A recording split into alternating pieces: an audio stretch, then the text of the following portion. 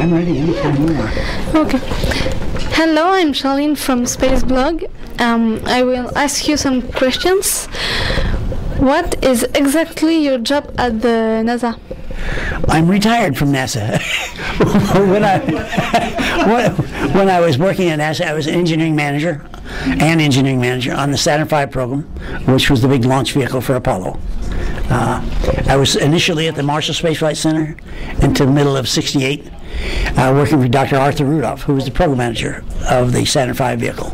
Then Admiral Middleton asked me to come to Kennedy Space Center and continue to do that type of work for him there, which was and there, except I addressed more than just the Saturn V.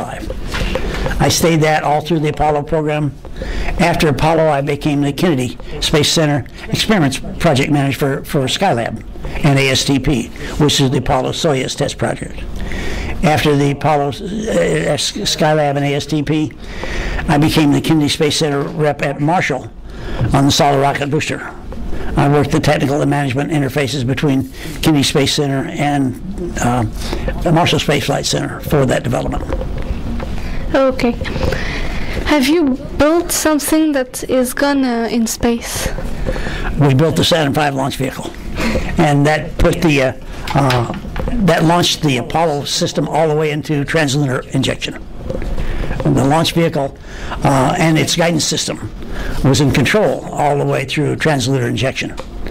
After that, the astronauts could have more of a role.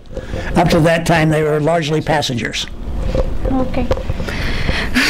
What kind of project are you actually working on? What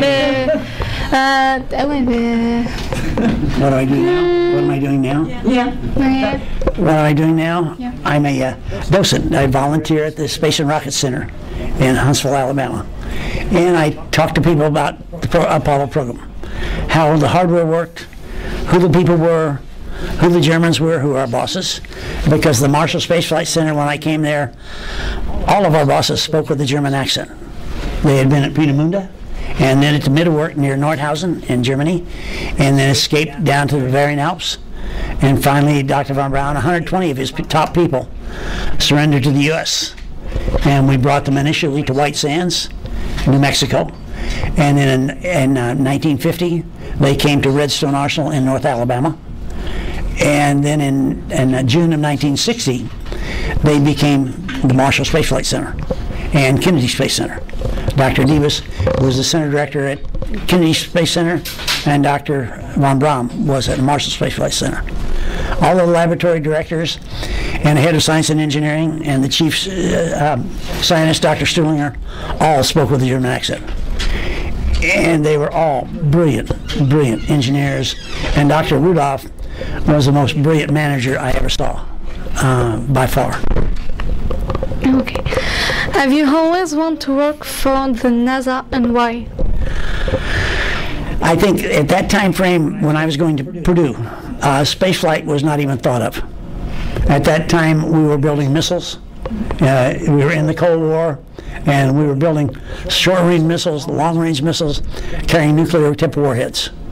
And the competition for the space race began with Sputnik, and then Gagarin, the first Russian launch astronaut, cosmonaut, and then Kennedy's challenge to win the space race, if you will, put a man on the moon.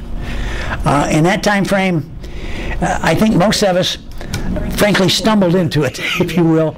We started at the Army Ballistic Missile Agency, and then NASA began to grow, and its function became obvious, and its role became more and more important.